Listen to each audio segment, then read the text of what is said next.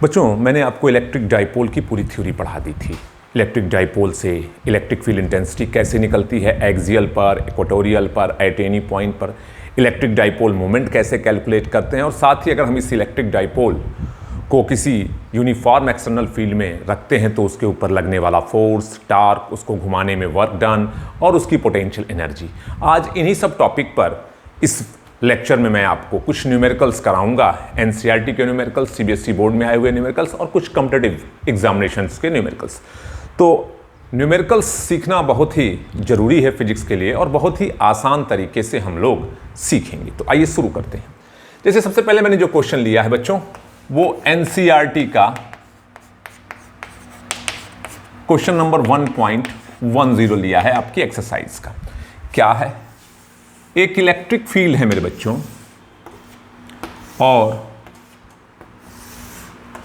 उस electric field की जो वैल्यू है उस क्वेश्चन में वो दी हुई है 5 × 10⁴ न्यूटन पर कूलम। ये उसका मैग्नीट्यूड दिया है और डाइपोल जो रखा गया है उस इलेक्ट्रिक फील्ड में, जो डाइपोल रखा गया है वो रखा गया है बच्चों 30 डिग्री पर। और इसका जो डाइपोल मोमेंट है, इस डाइपोल का जो डाइपोल मोमेंट है वो अकॉर्डिंग टू क्वेश्चन आपको हम बताएं 4 × 10⁻⁻9 कूलाम्ब मीटर है। तो एक डाइपोल एक इलेक्ट्रिक फील्ड में रखा गया है, कितने एंगल पर? 30 डिग्री पर। और जो डाइपोल है उसका मोमेंट भी दिया है। क्वेश्चन में आपसे पूछा है कि इस पर टॉर्क कितना लगेगा। तो आप भी जानते हो इलेक्ट्रिक फील्ड है, डाइपोल मोमेंट है, एंगल है, इनके बीच में एक रिलेशन मैंने आपको पढ़ाया था, टॉर्क टाउ बराबर, तो उस टॉर्क टाउ का जो मैग्नीट्यूड आएगा PE sin थीटा। और P की वैल्यू कितनी? 4 × 10⁻⁻9। इलेक्ट्रिक फील्ड कितना? 5 × 10⁻⁴। और साइन थीटा की वैल्यू कितनी हो जाएगी? साइन 30। अब थोड़ा सॉल्व करते हैं तो ये हो गया 20, ये हो गया 10⁻⁻5 और साइन 31/2, तो ये बच्चों 10 और ये हो जाएगा 10⁻�4 न्यूटन मीटर। तो ये आपका आंसर हुआ इस क्वेश्चन का, किसका? 1.10 का। तो आप इसको एक बार जरूर देख लें ध्यान से, 1.10 को, कि अगर किसी डाइपोल को हम किसी इलेक्ट्रिक फील्ड में रखेंगे तो कितना टॉर्क लगेगा। एनसीईआरटी का क्वेश्चन था। अब अगला क्वेश्चन एक हम लोग करते हैं, बोर्ड में आया हुआ क्वेश्चन है, थोड़ा ध्यान से देखेंगे।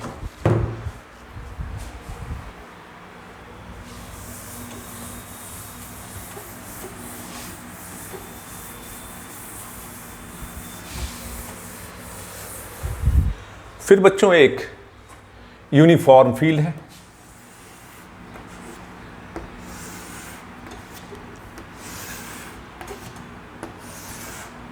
एक डाइपोल इसमें रखा गया है, -q और +q, और जो लेंथ है इस डाइपोल की 2l। अकॉर्डिंग टू क्वेश्चन जो लेंथ दिया है डाइपोल की वो बच्चों 4 सेंटीमीटर दिया है। ध्यान से देखिएगा, इस क्वेश्चन में क्या दिया है? डाइपोल की लेंथ दिया है 4 सेंटीमीटर और जो चार्ज है डाइपोल का वो ±8 नैनो कूलाम्ब है। और एंगल जो डाइपोल का दिया है, वो एंगल जो है डाइपोल का मेरे बच्चों वो 60 डिग्री दिया है, 60 डिग्री। अब Q दिया 2l, और इस डाइपोल को जब हम इस फील्ड में रखे हैं जिसकी वैल्यू हमको पता नहीं है, निकालना है, इस फील्ड में रखे हैं, तो इसके ऊपर जो टॉर्क लग रहा है अकॉर्डिंग टू क्वेश्चन मेरे बच्चों, वो जो टॉर्क लग रहा है वो 4 × √3 न्यूटन मीटर है। तो देखिए इस क्वेश्चन में क्या दे दिया? डाइपोल की लेंथ दे दिया, डाइपोल का चार्ज दे दिया, ठीक, डाइपोल पर लगने वाला टॉर्क दे दिया और किस एंगल पर रखा गया है ये दे दिया। तो ये इंफॉर्मेशन आपको दी गई है और आपसे अब पूछा क्या गया है? पूछा गया है सबसे पहले डाइपोल मोमेंट, दूसरा पूछा गया है इस इलेक्ट्रिक फील्ड का मैग्नीट्यूड, और तीसरा पूछा गया है इस डाइपोल की पोटेंशियल एनर्जी। मेरे बच्चों, ये तीन चीजें पूछी गई। क्या क्या?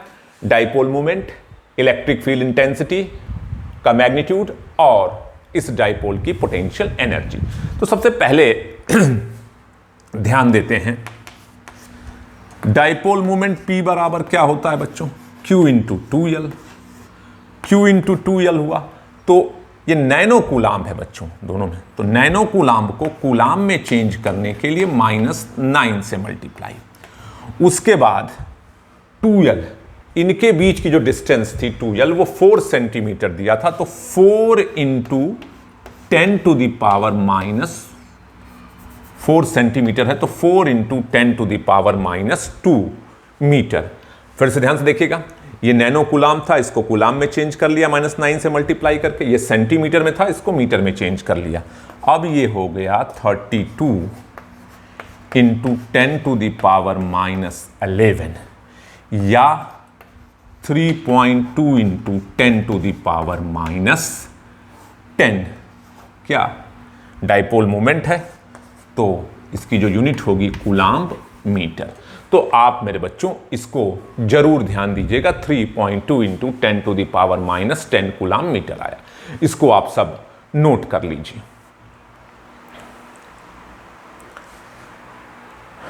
डाइपोल मोमेंट आपने नोट कर लिया होगा। डाइपोल मोमेंट कितना था बच्चों? P बराबर, यहां लिख देता हूं एक बार, 3.2, ताकि आगे जब हम इसका और पार्ट करें तो उसमें हमको अगर इसकी ज़रूरत पड़े तो हमारे सामने रहे। चलिए, हम लोगों ने डाइपोल मोमेंट निकाल लिया। अब अगले पार्ट की तरफ बढ़ते हैं। अगला पार्ट है इलेक्ट्रिक फील्ड कैलकुलेट करना। अब इलेक्ट्रिक फील्ड कैलकुलेट करना है तो कैसे करेंगे? थोड़ा ध्यान से देखें, क्या क्या हमारे पास मटेरियल है। टॉर्क हमारे पास है, डाइपोल मोमेंट हमारे पास है, एंगल हमारे पास है, तो इलेक्ट्रिक फील्ड का मैग्नीट्यूड निकल जाएगा। किस फॉर्मूले से? टाउ बराबर PE साइन थीटा। टाउ की वैल्यू 4√3, P आपने अभी अभी कैलकुलेट किया 3.2 into 10 to the power -10। Electric field निकालना है आपको, और अगर इलेक्ट्रिक फील्ड निकालना है तो यहाँ साइन 60 की वैल्यू क्या हो जाएगी? ये साइन 60। अब आप आसानी से सॉल्व कर सकते हैं। 3.2 इंटू साइन 60 √3/2, और ये आपका इलेक्ट्रिक फील्ड रहा। थोड़ा ध्यान से देखें, तो ये √3 से कैंसिल, ये हो गया 1.6, और यहाँ से जब हम E निकालेंगे मेरे बच्चों इलेक्ट्रिक फील्ड, तो क्या आ जाएगा? 4/1.6 इंटू 10 टू द पावर -10। थोड़ा ध्यान से देखना। अब इसको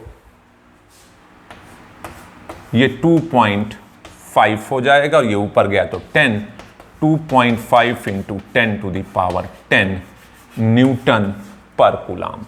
तो ये मेरे बच्चों एक बार आप देख लें, तो इस तरीके से ये आपका इलेक्ट्रिक फील्ड भी कैलकुलेट हुआ। नोट्स बना लें। तो ये हमारा इलेक्ट्रिक फील्ड का मैग्नीट्यूड भी निकला। अब बच्चों पोटेंशियल एनर्जी की बात पूछा है, तो पोटेंशियल एनर्जी का भी फॉर्मूला आप जानते हैं। पोटेंशियल एनर्जी की तरफ चलते हैं। यानी आपने दूसरा चीज भी निकाल दिया। इलेक्ट्रिक फील्ड कितना निकाला? 2.5 इंटू 10 टू द पावर 10 पर कूलाम्ब। अब पोटेंशियल एनर्जी की तरफ चलते हैं। पोटेंशियल एनर्जी का फॉर्मूला क्या होता है? अगर पोटेंशियल एनर्जी का फॉर्मूला देखें, थर्ड पार्ट, तो U बराबर -PE cos theta minus P की value 3.2 into 10 to the power -10, electric field 2.5 into 10 to the power 10 into cos theta, cos 60, और कॉस 60 आप सब जानते हैं, ये देखो इससे कैंसिल, -3.2 इंटू 2.5 और कॉस 60 1/2, ये इसको 1.6 किया, और जब यहाँ से हम सॉल्व करेंगे तो -4 जूल मेरे बच्चों आंसर आएगा, -4 जूल। तो ये थर्ड पार्ट भी हम लोगों ने लगा लिया। तो एक ऐसा क्वेश्चन जिसमें इलेक्ट्रिक डाइपोल मोमेंट भी निकालना था, इलेक्ट्रिक फील्ड का मैग्नीट्यूड भी निकालना था, और पोटेंशियल एनर्जी, और आपके बोर्ड एग्जामिनेशन का क्वेश्चंस था। एक बार आप इसको जरूर देख लें। अब हम लोग अगले क्वेश्चन की तरफ बढ़ते हैं।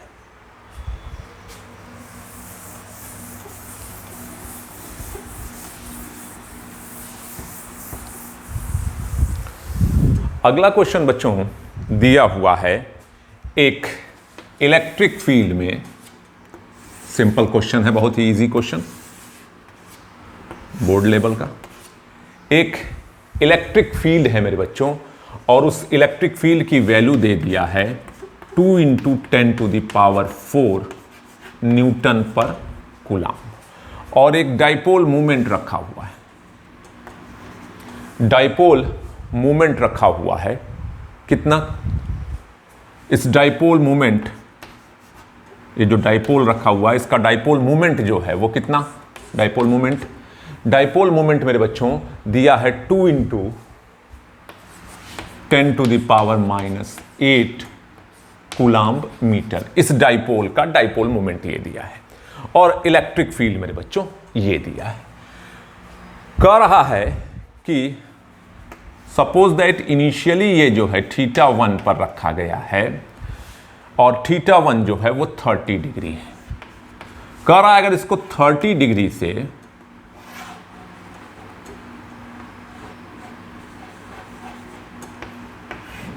घुमा दिया जाए 60 डिग्री पर, यानी θ1 30 डिग्री से इसको घुमा दिया जाए 60 डिग्री पर, तो कितना वर्क डन होगा? क्या पूछा है? अगर 30 डिग्री से 60 डिग्री पर घुमा दिया जाए तो कितना वर्क डन होगा? तो इसको आप कैलकुलेट करेंगे मेरे बच्चों, कैसे? थोड़ा ध्यान से देखेंगे आंसर इसका। बहुत ही सिंपल क्वेश्चन, P दिया है, E दिया है, θ1 θ2 दिया, तो सिंपली आप भी जानते हैं किसी भी डाइपोल को θ1 से θ2 रोटेट करने में जो वर्क डन था, मैंने अपने वीडियो लेक्चर में बताया है, -PE cos θ2 माइनस cos θ1।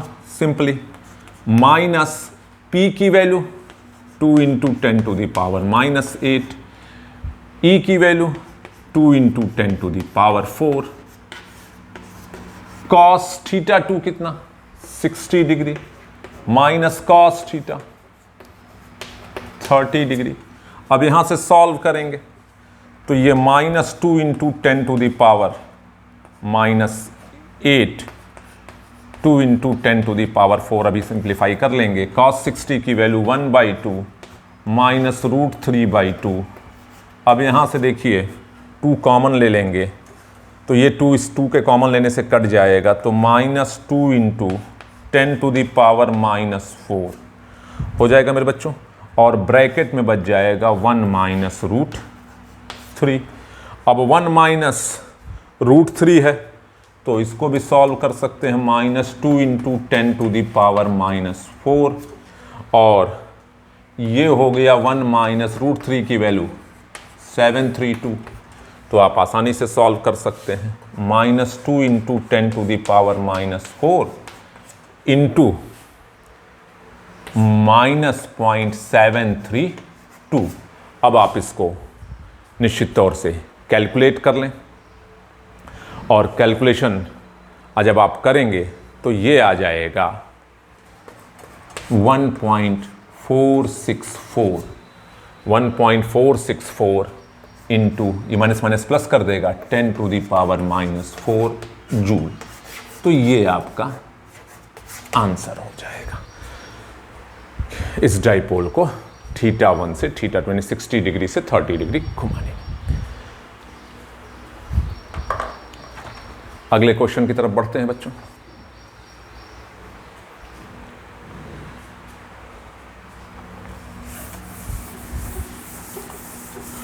तो बहुत ही आसान है, ये फार्मूले बेस्ड क्वेश्चंस हैं जो आपके बोर्ड लेवल में पूछे जाते हैं। कुछ और क्वेश्चंस अभी हम करते हैं। अब बच्चों एक क्वेश्चन ये है कि एक सिस्टम ये है,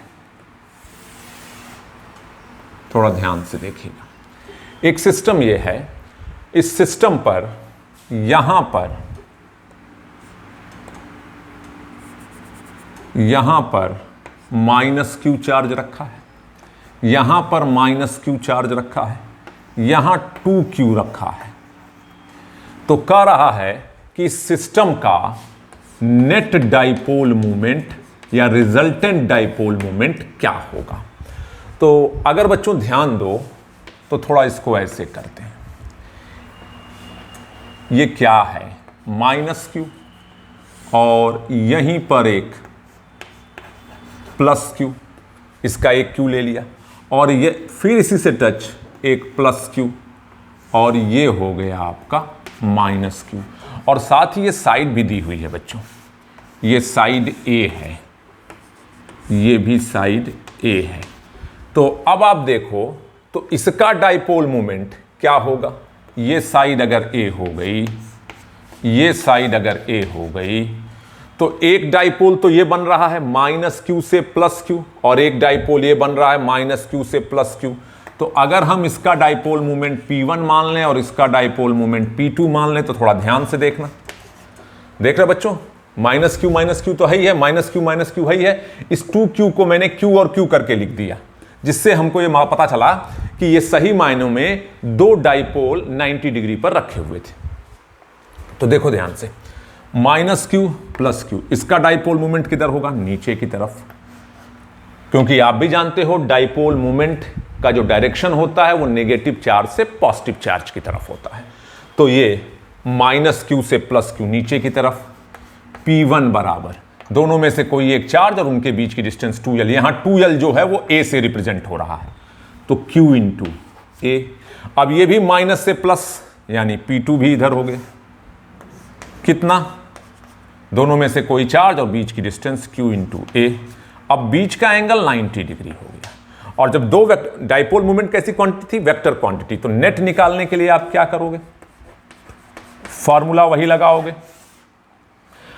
क्या फॉर्मूला होता है रिजल्टेंट का, वेक्टर जोड़ने का, r बराबर √a² + b² + 2ab cos theta.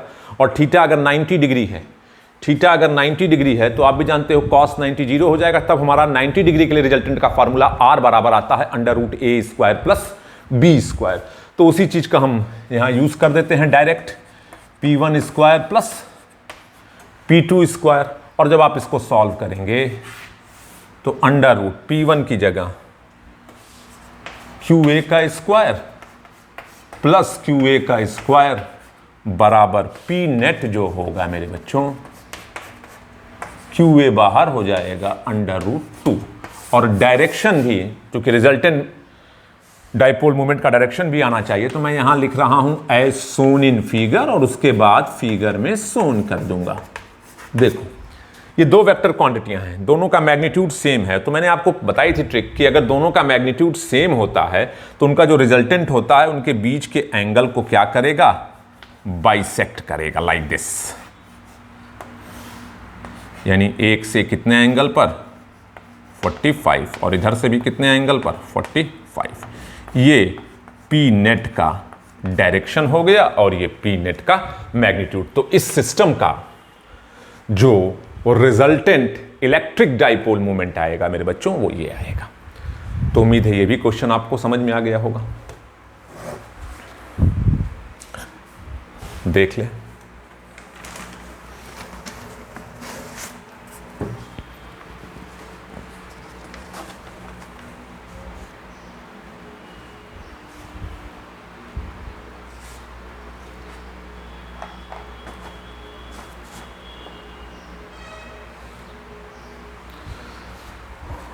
अब बच्चों आगे एक क्वेश्चन करते हैं, ऐसा ही ध्यान दीजिएगा।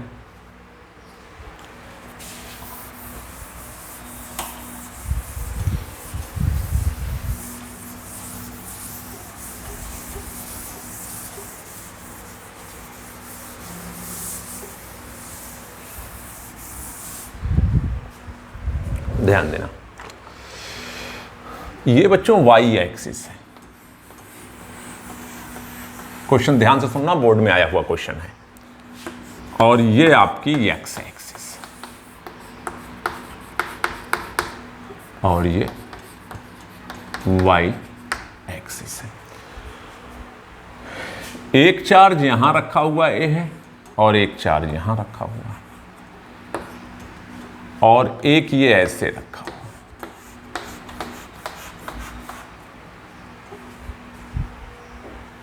ये आपका माइनस क्यू चार्ज है और ये प्लस क्यू चार्ज है। एक डाइपोल ऐसे रखा हुआ है माइनस क्यू से प्लस क्यू, और दूसरा जो है ये माइनस क्यू रखा हुआ है और ये प्लस क्यू रखा हुआ है। तो इसका मतलब दो डाइपोल रखे गए हैं, एक डाइपोल ऐसे रखा गया है, एक डाइपोल ऐसे, और ये एंगल बच्चों जो दिया गया है, ये एंगल थीटा, ये 120 डिग्री का दिया गया है। और कहा गया कि जो ये डाइपोल हैं,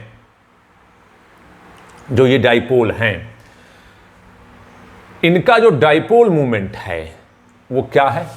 P है। दो डाइपोल दिख रहे हैं आपको, minus Q plus Q, minus Q plus Q. इन दोनों डाइपोलों का डाइपोल मोमेंट P है और आपसे कहा गया है कि रिजल्टेंट इलेक्ट्रिक डाइपोल मोमेंट बताओ। तो डाइपोल मोमेंट तो मालूम चल गया बच्चों, मैग्नीट्यूड P है हर एक डाइपोल का, लेकिन डायरेक्शन कैसे हम देखेंगे? अब देखो एक डाइपोल ये है तो इसका डाइपोल मोमेंट माइनस से प्लस इधर होगा, माइनस क्यू से प्लस क्यू, मान लिया P1, और अकॉर्डिंग टू क्वेश्चन इसका डाइपोल मोमेंट लेना कितना है? P। और ये जो दिया है बच्चों वो 120 डिग्री एंगल दिया है। दूसरा डाइपोल मोमेंट देखो ये हो गया, इधर होगा, क्यों? माइनस से प्लस, लाइक दिस। ये हो गया P2, माइनस से प्लस हो गया मेरे बच्चों। अब रिजल्टेंट निकालना बड़ा आसान, दो डाइपोल, एक P1 और एक P2, और दोनों का मैग्नीट्यूड सेम था। ये प्लस माइन, आप कहोगे सर ये चार्ज क्यों दिया था, डायरेक्ट डाइपोल मोमेंट दिया था? तो बच्चों चार्ज इसलिए आपको पता होना चाहिए था कि किस कहां रखा है पॉजिटिव और नेगेटिव, जिससे आप डाइपोल मोमेंट का डायरेक्शन पता कर सकें। हमको मैग्नीट्यूड तो पता था कि ये P है, लेकिन डायरेक्शन किधर है हम इन्हीं चार्जेस से जाने कि अगर एक डाइपोल ये बन रहा है, एक डाइपोल ये बन रहा है, तो इसका डाइपोल माइनस क्यू से प्लस क्यू इधर की तरफ, और इसका डाइपोल मोमेंट माइनस क्यू से प्लस क्यू इधर की तरफ। तो P1 का डाइपोल मोमेंट इधर, P2 का डाइपोल मोमेंट इधर, और दोनों को P इसलिए लिख दिया क्योंकि क्वेश्चन में कहा है कि दोनों डाइपोल का जो डाइपोल मोमेंट है वो P है। अब आप P नेट बड़े आसानी से निकाल सकते हैं। क्या हो जाएगा P नेट? थोड़ा ध्यान से देखें। P1 square plus P2 square, formula बना देते हैं, 2P1 P2 कॉस थीटा मेरे बच्चों। तो आप देखो P1 भी P है, तो P square plus P square plus 2P into P, और कॉस 120 डिग्री हो जाएगा। और कॉस 120 डिग्री होने का मतलब ये P square plus P square plus 2P square और कॉस 120 माइनस 1/2, ये 2 इससे कैंसिल हो गया। तो अगली लाइन में देखो ये हो गया P square plus P square minus P square, और रिजल्टेंट हो जाएगा P। ठीक है मेरे बच्चों, और इस रिजल्टेंट का जो डायरेक्शन होगा, ये तो मैग्नीट्यूड हुआ बच्चों, ये मैग्नीट्यूड हुआ, ध्यान देना। इलेक्ट्रिक डाइपोल मोमेंट क्या है? एक वेक्टर क्वांटिटी। तो इसका जो मैग्नीट्यूड होगा, फिर वेरी सिंपल, मैंने आपको तरीका बताया कि अगर दोनों वेक्टर का मैग्नीट्यूड सेम है, देखो मैग्नीट्यूड दोनों का सेम है, तो इनका जो रिजल्टेंट होगा वो इनके इस बीच के एंगल को बाइसेक्ट करेगा। तो ये 120 है इनके बीच का एंगल, तो ये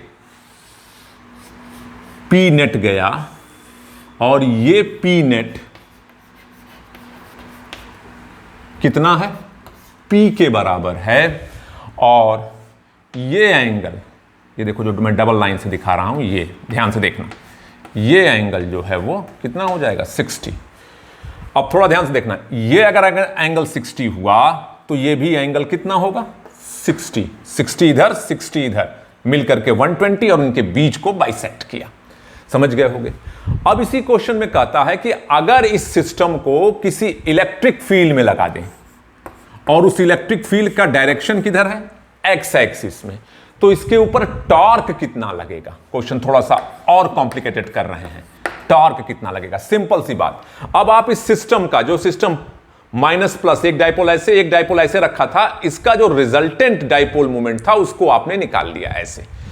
अब हम इसको अगर किसी इलेक्ट्रिक फील्ड में रखें जो एक्स एक्सिस में है तो टॉर्क कितना लगेगा। तो वेरी सिंपल, ये 60 है, ये पूरा एंगल 90 होता है। वाई एक्सिस और एक्स एक्सिस के बीच का एंगल ये 90 डिग्री, ये 60 है, तो ऑलरेडी ये एंगल कितना हो गया बच्चों, 30 डिग्री। टॉर्क निकालना बहुत ही आसान, टॉर्क टाउ बराबर क्या होता है, PE sine theta. Net dipole moment कितना है, पी। इलेक्ट्रिक फील्ड कितना है, एक्स एक्सिस में, ई। इलेक्ट्रिक फील्ड और नेट के बीच का, इलेक्ट्रिक फील्ड देखो ये एक्स एक्सिस में ये, और पी नेट इधर, बीच का एंगल कितना, 30 डिग्री। तो साइन ऑफ 30 डिग्री। तो टॉर्क जो होगा वो PE/2 हो जाएगा। क्यों? क्योंकि साइन 30 की वैल्यू 1/2। तो टॉर्क अगर पूछेगा तो ये, और रिजल्टेंट इलेक्ट्रिक डाइपोल मोमेंट पूछेगा तो ये आपके बोर्ड एग्जामिनेशन में 2 नंबर में क्वेश्चन आया हुआ था। ध्यान से आप इसको एक बार समझ लीजिएगा।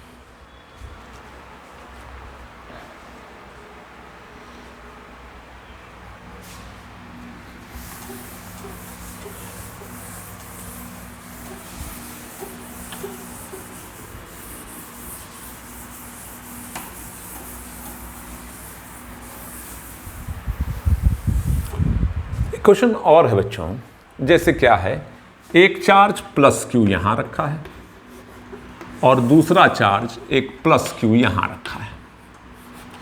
एक डाइपोल ऐसे रख दिया गया है, ध्यान से समझना। अगला क्वेश्चन है ये,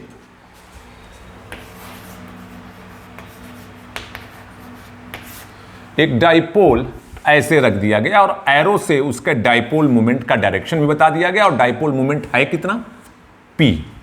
ये दूरी A है और ये दूरी भी A है। तो क्वेश्चन क्या कह रहा है, पूछा क्या गया है कि इस डाइपोल मोमेंट पर, इस डाइपोल पर इन चार्जेस से कितना फोर्स लगेगा। सवाल समझे क्या है, इन प्लस क्यू और प्लस क्यू के मिड पॉइंट पर एक डाइपोल रखा गया है जिसका डाइपोल मोमेंट P है। तो पूछा यह गया है कि इस पर इसके और इसके कारण फोर्स कितना लगेगा, तो यही आपको बताना है। तो सिंपल सी बात है, पहले हम देख लें कि ये P इस पर कितना फोर्स लगा रहा है। थोड़ा ध्यान देखना बच्चों, अगर डाइपोल मोमेंट, डाइपोल ऐसे रखा रहता है, ध्यान समझना कैसे शुरू करेंगे। अगर डाइपोल ऐसे रखा रहता है माइनस क्यू से प्लस क्यू, तो ये उसकी इक्वेटोरियल बनती है और ये उसकी एक्सियल बनती है। डाइपोल को हमने ऐसे कर दिया है, तो ये इसकी कौन सी लाइन बनेगी, एक्सियल। क्योंकि अगर ऐसे रखा होता तब तो ये एक्सियल बनता, लेकिन ऐसे रखा गया तो ये एक्सियल बनेगा, और ये लाइन जो है ये क्या हो गया, इक्वाटोरियल। यानी एक कंसेप्ट क्लियर हुआ कि ये जो चार्ज रखे गए हैं प्लस क्यू, वो इस डाइपोल के इक्वाटोरियल पर रखे गए हैं। तो इस पर कितना फोर्स काम करेगा, फोर्स ऑन प्लस क्यू जो A पर रखा है सपोज दैट, और ये B पर रखा है।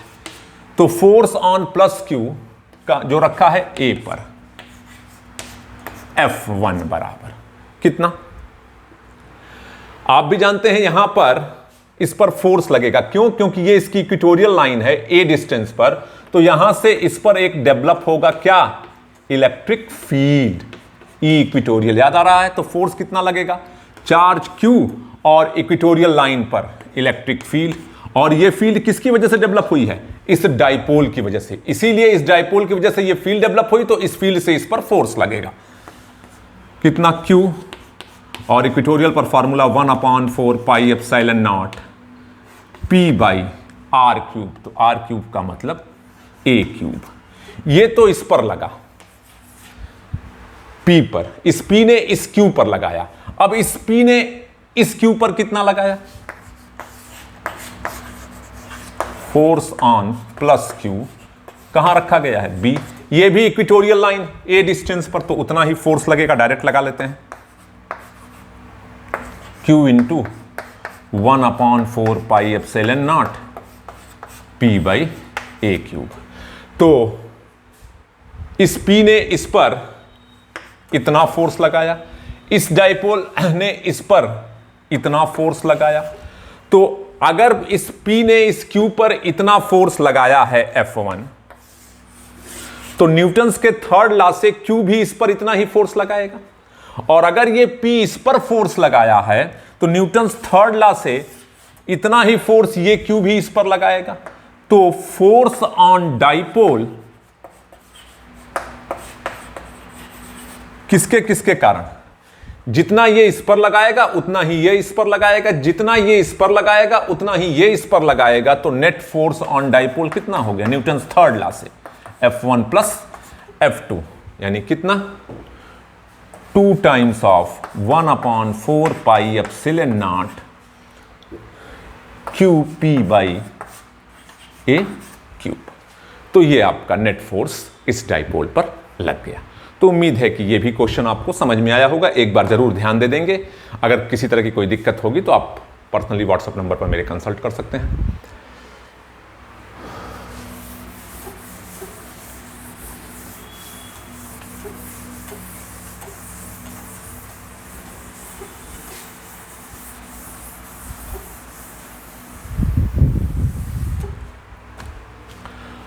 अब मेरे बच्चों एक क्वेश्चन और है, उस पर ध्यान देंगे। इस क्वेश्चन को आपको लगाना है। मैं ये होमवर्क दे रहा हूं। एक चार्ज यहां है 2 × 10⁻⁻8 कूलम और एक चार्ज यहां है 2 × 10⁻⁻8 कूलम। और ये इसकी एक इक्वेटोरियल लाइन है। ये डिस्टेंस 3 मीटर है, ये डिस्टेंस भी 3 मीटर है और इस सेंटर से P पॉइंट जो है वो 4 मीटर पर है। तो find magnitude of electric field at P। इस क्वेश्चन को आप करेंगे।